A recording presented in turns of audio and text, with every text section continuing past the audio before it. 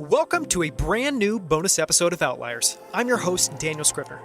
In 2020, one of our most popular episodes was with the renowned author, Laurence Gonzales.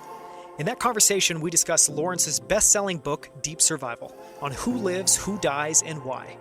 It's an incredible book, and it's filled with so many parallels to the worlds of business, investing, and peak performance. So when Laurence told me that he had a new book coming, I couldn't resist the urge to pick his brain one more time. In this episode, we focus on Laurence's latest book, The Chemistry of Fire, and we spend a bunch of time talking about his work at the Santa Fe Institute, which studies complexity and celebrates the idea that the answer to the world's most difficult problems lies in connecting the dots across disciplines. If you enjoyed our last conversation, you're going to love this episode. Laurence shares the stories of two ice climbers who made a series of missteps attempting to climb Mount Washington and what ended up happening to them. We talk about why people keep going when they should really turn back and how you can more accurately assess risk. And we discuss the importance of rules and systems when making decisions, especially under extreme circumstances. So without further ado, please enjoy my second conversation with Laurence Gonzales. Laurence, I am so excited to have you here again for part two of our conversation. Thank you so much for joining me again on Outliers. You're welcome.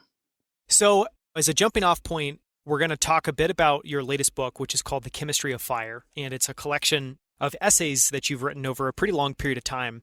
And where I wanted to start was if maybe you can expand on the idea behind the title. And I know the last chapter in the book is called The Chemistry of Fire, but was there something kind of driving that idea in your mind? Yes, and it's interesting. I've had that title in my head for probably 25 years or so. And a long time ago, I don't know where it came from, it popped into my head. And I started playing around with writing it as a novel, writing it as a screenplay, writing it as this, writing it as that. And I was trying to get to the heart of why that resonated with me.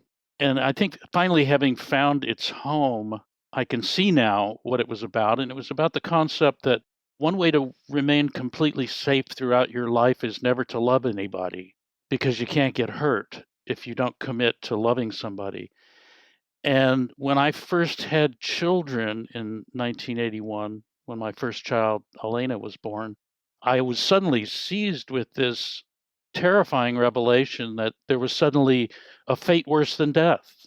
I mean, I had a child, and if anything should happen to her, this was a fate worse than death. Not that I didn't love other people, like my wife and my parents and siblings and friends and all that, but this was it was such a deeper kind of commitment that it frightened me. I mean, it of course excited me, and I was delighted and loved having kids, but also it was a deep sense of, wow, you're really committed and you're really out there on a limb.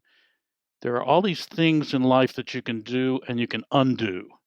You can buy a house, you can sell it, you can get a new car, you can even get divorced and get a new wife. There's all kinds of things you can undo, but you can't undo children. And so that's a very deep concept, I think. And the chemistry of fire, as a phrase, means this kindling of that kind of commitment and love and vulnerability. And so in this book, I've tried to capture, among other things, that sense of deep, deep, deep involvement that comes when you love people. And how does this book fit in with all the other books that you've written? In your mind, is this an expansion? Is this like an encapsulation of stories around that theme? Well, this is the precursor work that I did that led up to my book, Deep Survival. It's not all that, but a lot of it is that. The title essay, Chemistry of Fire, was written after Deep Survival, but it was along the same lines. But the initial work that led me to Deep Survival is contained in this book, The Chemistry of Fire, and the previous collection of essays, which is called House of Pain. And these are all exploratory essays that led me eventually to ask the questions that I try to answer in Deep Survival, not only having to do with physical survival in places like wilderness areas, but having to do with decisions in life that we all make. And many times we make and regret and look back and think, why did I do that? And so this was kind of the initial exploration through a large part of my life to kind of gather the background that allowed me to go deep when I wrote Deep Survival. Can you share for people listening? I'm sure they're going to be familiar with deep survival because we talked about that in the last interview quite a bit. But for people listening, can you share a little bit about the types of stories in this book and if there are any that just have a special place in your heart or that you're especially fond of? The Chemistry of Fire starts out with an adventure story. So it fits in with the sort of deep survival thematic material. And it's these two guys, and they're learning to ice climb. And they've been out a few times, and they decide they're going to take it up a notch, and they're going to climb on Mount Washington. And when I did this story, I went up to Mount Washington to do it. And there are these big signs as you go up the trail that say, "Stop. Mount Washington has the worst weather in the world." It doesn't have some of the worst weather in the world. It has the worst weather in the world. And so I follow these two guys up there. I don't mean physically, I mean historically. I follow them up there where they climb this ice wall. They get about halfway up. The sun is going down. Everybody sees them. Everybody can see you up there. And they're thinking, why are these two guys still going? I mean, it's 5 o'clock in the afternoon and the sun's going down and they're only halfway up.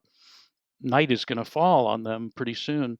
And they just keep going and going. And of course, you can tell right from the beginning of the story that this story is going to end badly, which it does. And this is an essay that, of course, is about Mount Washington and about their experiences, but it's also about how we become prisoners of our own compulsions and decisions or lack of decisions. And so that kind of sets the stage for for the idea of a book full of risk and adventure in different guises. What I would love to do is kind of walk through it and explore the decisions they made along the way and how they ended up getting beholden to some of these poor decisions. But I just want to start by reading off the first paragraph of the chapter, which is when Monroe Cooper and Eric Laddie left Harvard Cammon and Huntington Ravine. The weather was not bad, considering that they were on Mount Washington. The temperature was in the teens, and the wind gusts ranged from 40 to 60 miles an hour on the summit. The weather was forecast to hold, and since they didn't plan to go to the summit, they weren't worried. They were going to climb a frozen waterfall known as Pinnacle Gully and be back to the cabin before dark. They decided to travel light and leave their larger overnight packs at the cabin. That last sentence in particular, leaving their overnight packs, maybe alludes a little bit to what's going to happen in the story. But can you walk us through kind of the decisions that they made and how things ended up so poorly? Well, so first of all, anytime you go out in a wilderness setting, you have to assume the worst. It's like if you're going to run a river, the intelligent guides will tell you, prepare to swim because you might end up in the water. And so if you're going out in the wilderness, prepare to spend the night because you might have to do that. And there isn't any weather that you can't survive if you're dressed correctly. Scientists work in the Arctic all the time, and you just have to have the right equipment. Well, leaving the packs at the cabin was a bad decision. Under the best of circumstances, it was a bad decision because that's what the pack is for.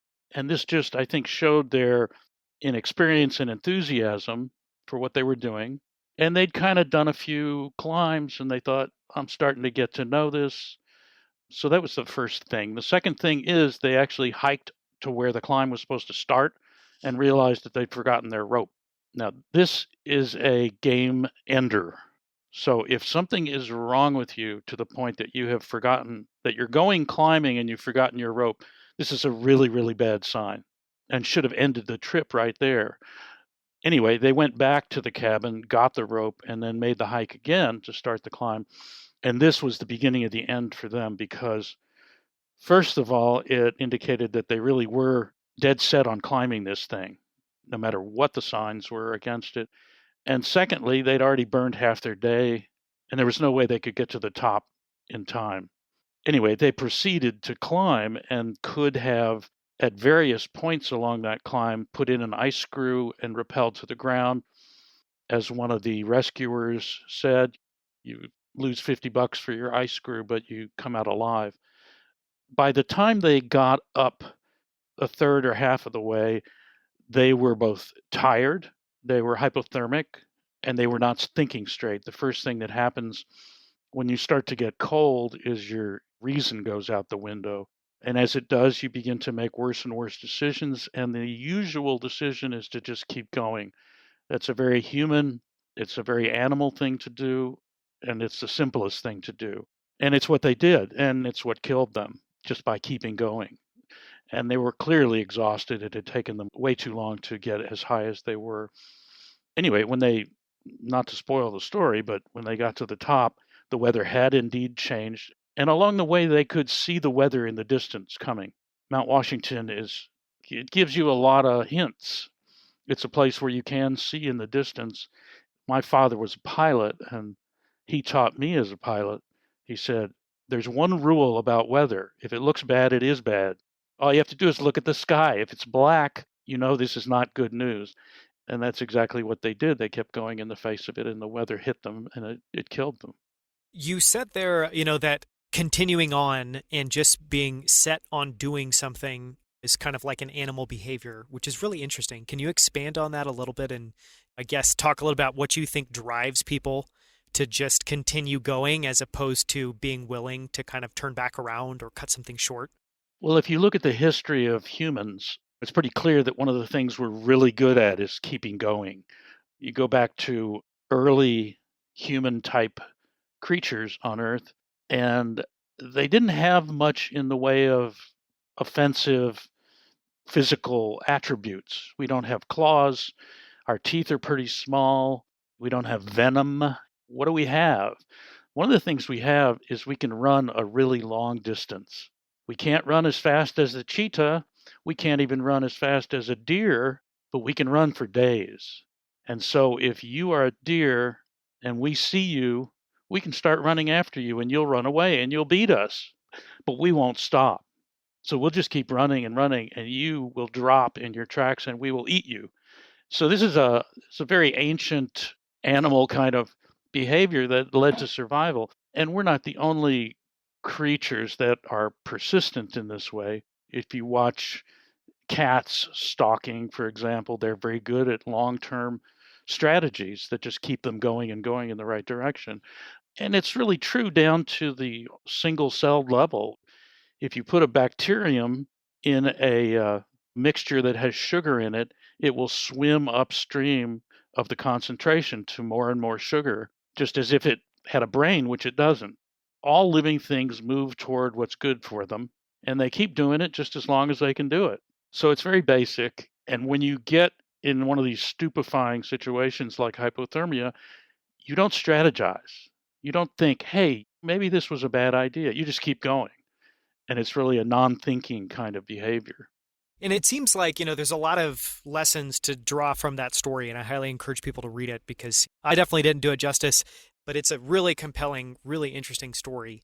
But one of the things that you alluded to there was it seems like where things really crossed a threshold into being very dangerous and what ultimately led them to both die up on that mountain was that before they got into a compromised state, so before they got hypothermia, that they never pulled the trigger and just said, for instance, when they decided or found out that they left the rope, they didn't just say, okay, this isn't going well. We're clearly not kind of nailing this. We should just stop right now and we can try this again another day.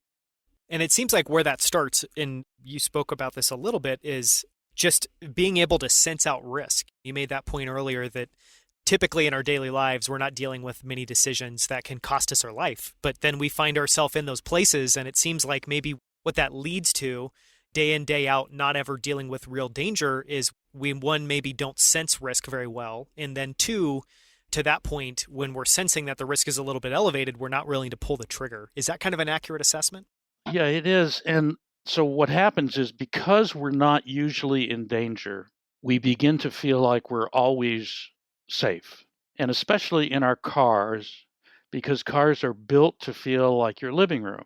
They have all this music and comfort, and even nowadays, some of them drive automatically, like the Tesla, but they try to make you feel safe. And I'll tell you, Interstate 90 out west of where we live is not safe. This is a crazy, crazy highway where the speed limit is 70. Nobody goes the speed limit. It's totally nuts on a nice, clear day. And so I have made it a habit. I mean, as I said earlier, probably the most dangerous thing most of us will ever do is drive a car. Driving kills about 32,000 people a year. And if you invented the car today, the government would say, are you insane? Nobody's going to do that. We all do it all the time. So it's easy to get in the car and not think this could kill me, but it can. And so we just have to, I think, develop an attitude that, there are things in this life, as safe as it is, that can kill me. The most common fatal accident around the house is falling. So how much of a no-brainer is that? You get to be my age, you don't go up on a ladder. You get your son-in-law to do I love how you singled out the son-in-law. it. But I mean, seriously, or my son for that matter, he can do it too. But just thinking of things like that is really helpful. And of course, when I was younger, I did all kinds of risky things and fell off my share of ladders without getting killed. But it's a way of thinking.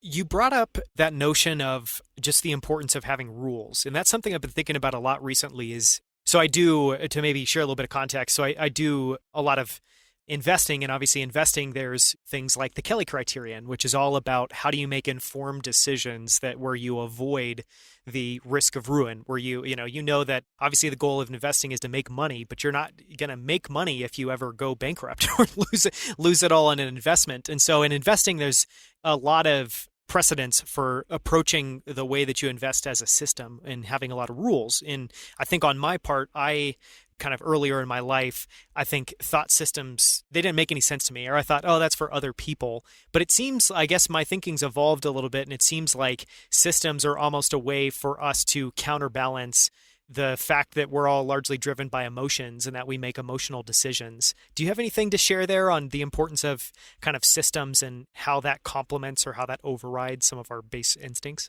Yes, and one of the systems I have is called the risk reward loop. And what that means is that every time you do something, you're essentially taking a risk of some kind, no matter what you do. I mean, if you're a baby, you stand up to walk, you risk falling down, and so forth and so on. And as we talked earlier about interpersonal relationships, if you get married, you risk losing someone you love. There's always a way to look at what you're doing and say, now, I'm doing this because why? Because it's fun, because I need to, because it will save a life. What's the reward here? How big is the reward? And then the risk is, what am I willing to pay for it? If I'm a fireman and the house is burning and there's a baby in the bedroom, I risk my life to get that baby out. And that's the deal that I've made in life.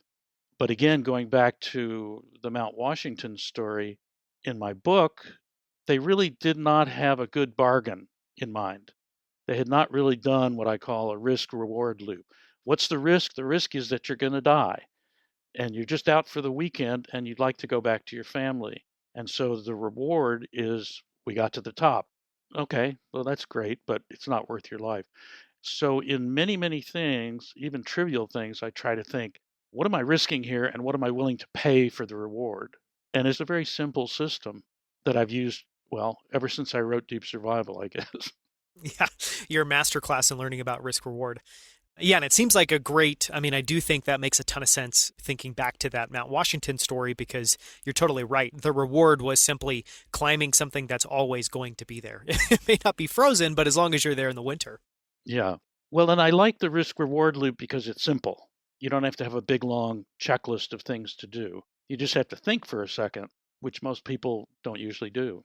I guess to talk about that a little bit more, the fact that, yes, you should have these sort of rules or these systems, these ways of kind of framing up and making informed, somewhat detached decisions, but those should also be as simple as possible. And I know just from reading Deep Survival and all the others, and you talked about it a little bit, but with hypothermia and really anytime you're in an environment where you're triggered emotionally or where you're exhausted or where you're energy deprived or where you're in super cold weather, your decision-making faculties are going to suffer a lot. So is that part of the logic as well behind you want to have a system, but you want to have it be as lightweight, as simple as possible? Exactly. And in a case like, well, to go back to Mount Washington, in a case like Mount Washington, it's not a state secret. There are big signs everywhere, and all you have to do is read the literature, and it'll tell you what kind of a place this is. And it is not a place that suffers fools lightly.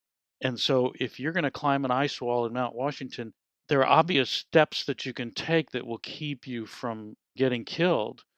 And they are all right there in front of you. All you have to do is go talk to one of the rangers, in fact, and they'll tell you everything you need to know not to get killed there. And one of the things they'll tell you is if you're not on top of Pinnacle Gully waterfall by 3 in the afternoon, you're in bad trouble. You need to go down. I did this. You can literally walk into the ranger's hut there and say, hey, tell me about it. And they will. They're happy to tell you. Did you hear any other stories when you went and talked to them? Because I imagine that's not the only story that's happened up on that mountain. Yeah. I mean, they'd say things like, if you want a lot of free gear so you don't have to pay for it, just go up to the bottom of Huntington Ravine after a big powder snow dump, and it'll be sitting there because somebody will have broken both their legs and be carried off on a stretcher, leaving their equipment behind. It's just one story after another. And that's part of what I tried to document in this essay in The Chemistry of Fire is just that. There's no way to stop these accidents from happening, but there's a way to stop them from happening to you. And hopefully for us to learn and maybe make better decisions. One of the other quotes I've heard you say in another interview was that nature doesn't come down to your level. Nature, you have to be equipped to basically be able to go head to head with nature and come out alive, and that it doesn't, it's just never going to give you a break. It's never going to give you the benefit of the doubt, which is a fact I love. I mean, one of the things, just building off of that Mount Washington story, that I wanted to talk about a little bit is traditionally most of your writing is about terrible things that have happened. So it's some sort of a tragedy, and obviously the people in these stories don't think it's going to turn out to be a tragedy. They go off and do these things, and by way of making some poor decisions and a bunch of other factors playing out, things often end poorly. But you've told a story in the past about a cross-country skier who ends up breaking their leg out, and it seemed to me like a master class in how does this go well. So when somebody does go out into nature, something terrible ends up happening to them, but they end up surviving and making it through. Can you share that story and kind of all the things that that person ended up doing right in order to make it home? Yeah. So this guy's name was Vito Seskunas, and I think he was Lithuanian. And I got to interview him, and I didn't get a chance to put it into Deep Survival. I think it was a matter of scheduling. But Vito was an outdoorsman, and he was a good outdoorsman, and he was going to do a solo cross-country ski trip in Grand Teton National Park, which he had done before. And so he parked in the parking lot and took off on his skis. And he had packed properly. He had a big pack with all he needed to stay well out there. And he got out about 5 miles, and he took a misstep and turned his ankle and broke his ankle very badly. He had a torsion type fracture of it. And he knew immediately. He did not engage in denial, which is a big sin. So he avoided that pitfall. He knew that he wasn't going to be able to walk out of there or ski out of there, that he was pretty much in big, big trouble. And as soon as he realized that, he sat down in the snow. Well, he was already seated because he'd just broken his ankle. And he took off his pack and he took out everything that he had. And he set up his tent and he took out his stove and he made himself a hot drink and a meal. This is a very important thing for all kinds of different reasons. One is he's protecting himself. He's got his tent. He's going to stay warm. The second thing is he's warming himself up with a hot drink. He's calming himself down because he has something that he has to do that is step by step by step. You have to think to do these things, like set up the stove and start the fire. He made a meal which replenishes his energy and calms you down when you eat. So he was doing all of these things to sustain his ability to think and plan and then ultimately act. So he spread out all of his belongings. Now he's nourished, he's rested, he's ready to think, what am I going to do to save my life? And he looks at all the stuff he brought and he decides on what he absolutely needs to take and what he doesn't need to take, leaves everything else behind. And he, after thinking about it, realizes he can't get up on a crutch. He can't use a ski pole. His leg is broken too badly. He's going to have to scoot on his butt, and he's going to have to scoot 5 miles in the snow on his butt. And so he thinks about this and he comes up with a strategy. And the strategy is he is going to do it 100 moves at a time. He's going to scoot 100 scoots, and each 100 he's going to dedicate to someone or something in his life that he loves, that he intends to get back to. So he dedicates 100 moves to his wife. He dedicates 100 moves to his guitar. He dedicates 100 moves to, and he just goes through his whole life dedicating these moves to all of the things that he's determined to get back to. And he gets out. It's a big effort. It's very difficult and painful, but he gets out, he gets to his car, and he lives through it. And so he exemplifies the kind of thinking, action, planning combinations combined with preparation, because he had this pack full of stuff he needed, that separates a survivor from a dead person. And just to draw out some of those lessons, so there's clearly the first one is not denying that he's in a really bad position, but then also not emotionally reacting and calming himself down and stopping and go. You talked about this before, but the importance of when you're in an emotionally charged place, especially I'm sure life or death, of doing something that's methodical and ordered so that it brings order to your mind. Can you talk about that a little bit and how that works? Yes, so emotion and reason, if you want to simplify how the brain works, emotion and reason work like a seesaw. So if emotion is really high, you can't think. I mean, you can't remember your phone number if you're in a panic. Whereas if you can bring reason up, you bring your step by step thinking up a level, you can dampen that emotion and start figuring things out. And so for Vito to give himself tasks to do was very important in calming himself. You have to react when you break your leg. It's painful and it's got to be emotionally jarring too to know that you're out there 5 miles in the wilderness. And so he did just the right thing to begin calming himself. And these two sort of reactions have a biological basis. I mean, we cannot successfully pursue step by step tasks when we're in a panic, when we're too excited. It just doesn't work. And this is true throughout the mammal kingdom, that you have to have parts of yourself capable of being quiet and doing things methodically.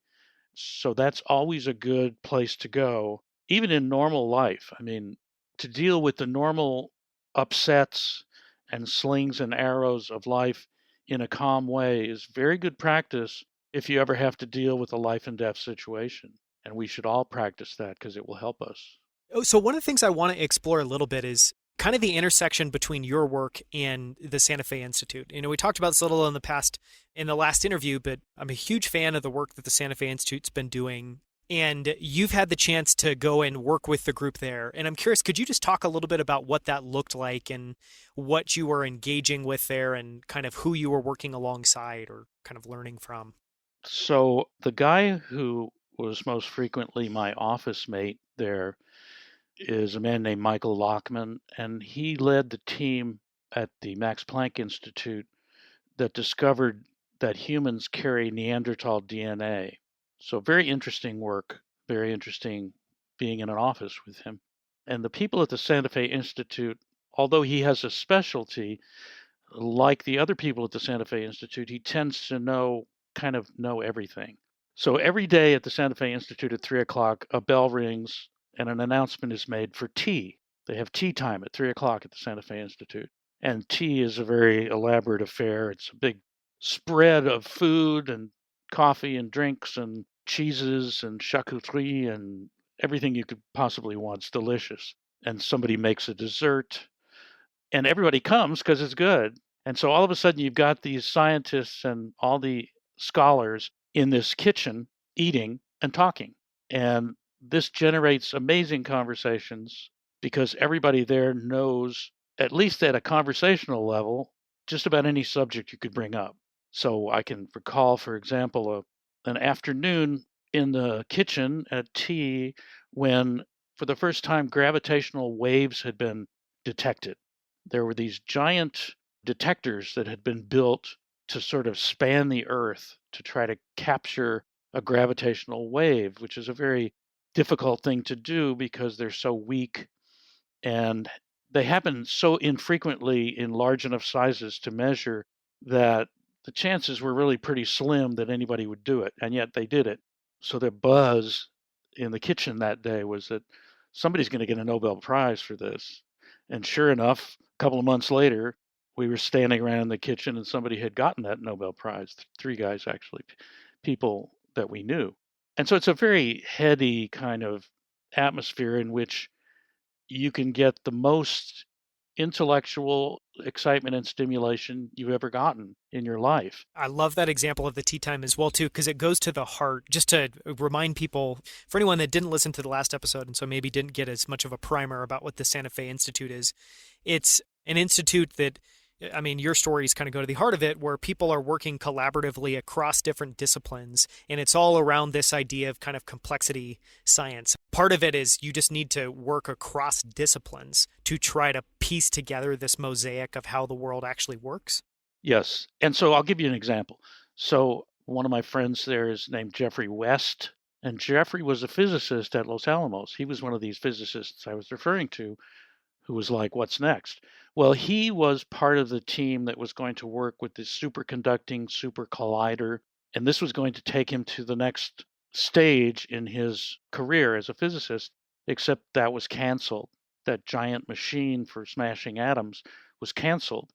And so Jeffrey found himself at the age of 50 in the middle of his career with the primary tool of the next phase of his career gone, and didn't really know what to do next. And he had been reading biology. He felt that he needed to know. People were talking about biology is going to be the science of the 21st century. And so he felt he didn't know anything about it and was reading it. And he was 50 years old, and he had had relatives, male relatives, who dropped dead of heart attacks at about that age. And he was thinking about death and career and dead ends and all this stuff. And he said he went in search of a explanation in biology for death. One of the primary attributes of living things is that they die. And so why death? And moreover, why 100 years? Why do human beings live the length of time that they do? A mouse lives about 3 years at most, and a human can live to 100. And why is that? We're made of the same stuff, essentially. And so he started looking and found that there were no answers. The biologists didn't think that way. They thought much more in a descriptive fashion, like you go out and you describe a plant, and that's the science. Whereas a physicist does all kinds of counting and mathematics, and they want rules. And so their way of thinking is completely different from a biologist. And Jeffrey started taking his thinking as a physicist and applying it to biology. So he started counting stuff like, how many heartbeats does an animal have in a lifetime? Well, it turns out most animals, mammals, have a similar number of heartbeats in a lifetime. So a mouse's heart beats way faster than an elephant's heart. Why is that? What's controlling that? And as he counted stuff, he realized there was a great deal of order inside these living things. And, well, he wrote a big book on what's called biological scaling. And this is an example of how at the Santa Fe Institute, you can take something like physics and apply it to biology and come up with brand new science that hasn't existed before. I love that story because one thing that I am just fascinated by and that I think is, I don't know, to me, whenever I see an example of it, it's like pulling off a magic trick, but it's someone like that who's able to be somewhat of a polymath. They don't see the world in as myopic and constrained a way as most people do, because, I think conventional wisdom would say that don't try to change fields. You're not going to be able to add anything new to another field. You just should stay where you are. And if you stay there and work kind of longer in this focused way, you're going to have more insights. That's an example, that story you just gave, of a polymath. And another one that has come up recently is Benoit Mandelbrot. I've been really enjoying his book recently, The Misbehavior of Markets. And again, somebody who, when he was in his 80s, was contributing new revolutions to different fields. I want to ask two closing questions, and one of those is going to be a little bit of a shot in the dark, and you kind of just spoke to it maybe a little bit. But one thing I'm fascinated by is this concept of personal definitions. I have for myself these running documents that I keep of my best definition. Sometimes it's metaphorical, sometimes it's more of a narrative around what this word means, because I often find that we think about words in the dictionary. It's perfectly fine. We can go and get a basic starting definition of what something is by just Googling a word, and Google will show you what that definition is. But I find it fascinating that I feel like over time, for the things that we love, we develop our own really rich three-dimensional definition of what something is. And so what I wanted to ask was, if you were asked to try to describe or give a definition of what risk is, what would that be? It would be incurring a cost. So one of the things that we did at the Santa Fe Institute back in 2015 is we had a big conference about currencies, and it was about money. and what is money and what's the history of money and what's the future of money. And one of the big talks at this conference was about Bitcoin and cryptocurrencies. And I didn't know anything about it at the time. But the speaker at the end of his talk said, all of you should invest 1% of your net worth in Bitcoin today. Pull out your phone, get on Coinbase, and buy whatever that number is, 1% of your net worth. If you lose it, it won't kill you. But my prediction is that you will be very glad you did. And I'm just a regular guy, I don't have money. I don't know anything about these things. Anyway, I pulled out my phone. Bitcoin was $320 a coin that day. And I thought, oh God, I'd really like to do this. And in the room with me, in this conference room where we were having this meeting, it was actually a hotel. On my left was Bill Miller, the famous investor, Bill Miller, who has a 254-foot yacht. And on my right was a guy named Michael Larson, who handles all of Bill Gates's personal money. And the speaker said, all of you who think that Bitcoin is going to go to zero, raise your hand. And Michael Larson raised his hand. And the speaker said, all of you who think Bitcoin is going to be worth a lot of money, raise your hand. And Bill Miller raised his hand. So here I'm sitting between these two guys, basically these two gods of investment, and I'm getting opposite signals from them. And I was like frozen in between. So I was facing this risk. Not being a rich guy, should I invest in this? And I didn't know enough to understand, even at the most basic level, what the speaker was saying. 1% of your net worth, even if you lose it, it's not going to kill you. Anyway, the long and the short of it is risk is a cost that you incur or may incur for something you want. And so I eventually did buy Bitcoin and it did very well. But at that moment, I was just sort of paralyzed by risk. And so I think we all have a good sense of internalizing risk for particular things. Yeah, it's just whether we listen to it or not, and whether we kind of update that in real time. I love that story in part because I'm a big fan of Bill Miller. I also know who Michael Larson is, and will occasionally try to look at their portfolio. You can do stuff like looking at 13Fs for Cascade. I believe it's called Cascade Management, which is Bill Gates' family office. So kind of geek out and look at that stuff. But what's fascinating about that story to me is Bill Miller has since invested significantly in Bitcoin, and that's obviously done really well for him. And I love that that's potentially the origin story. That is the origin story. And on that day, Bill had bought a little bit of Bitcoin before that day. But I talked to Bill within the last year and said, tell me that story again. And he did. And he said during that period in which the meeting happened, a little bit before and a little bit after, he put 1% of his net worth into Bitcoin at prices ranging from $300 to $500 per coin. Now that value went to, what was it, $20,000 in the course of time. And Bill built a new campus for the Santa Fe Institute off of that, among other things. So just to close things out, we're at an interesting point in time where obviously we've been through a pretty traumatic year in 2020. We're getting ready to head into a year that's hopefully looking a little bit more optimistic. So just the closing question I wanted to ask this time was, I don't know, any words of wisdom or anything to share around your perspective as we're transitioning from this year where I think, one, in a lot of ways, it's been very eye-opening display of risk on a global scale. With the coronavirus and with everything that's happened, I think risk has played a big role. Any observations about how this year has gone and thoughts about 2021? Well, the infection rate and death rate in the United States is approximately equal to that in Kazakhstan. And this is not a very proud moment in that regard. And I believe it's because I believe there are a lot of reasons for it, but there's essentially an underlying attitude in this country that you can do anything you want. And that's not the same thing as being free. The two climbers on Mount Washington thought they could do anything they want too, and they're dead. And there are a lot of people dead in this country from thinking they can do anything they want. The virus is invisible. You can't see it. You can't smell it. It's very hard to get your mind around. But simply wearing a mask, staying apart from people, and just biding your time. I'm 72 years old. I have a risk. If I get this, it'll probably kill me. My wife has an underlying condition too. So we are simply staying home. Nowadays, it's so easy. You go on the computer, they'll send you anything you want, including your food. And so we're very lucky that we can stay at home. But I think this thing is going to end. The vaccine came out starting yesterday. it's going to end, and we just have to be patient to get to the end so that we can have next Thanksgiving and be in a better place. Well, thank you so much. This has been a fascinating conversation, and I highly encourage anyone listening to go and buy your latest book, The Chemistry of Fire. Especially that first chapter still remains one of my all-time favorite stories that you've told. So thank you so much, Laurence. You're welcome. Good to talk to you. Until next time, thank you so much for tuning in. For show notes, including links to everything mentioned in this episode, visit danielscrivner.com. There you can also sign up for my weekly newsletter, where each week I send out a single email with all of the best quotes, themes, and ideas from the latest episode. To sign up for that, visit danielscrivner.com/email.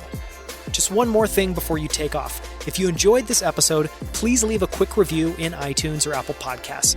Great reviews help us land great guests. So if you've enjoyed this episode, take 30 seconds to leave a short review. We would so appreciate it. Thank you so much.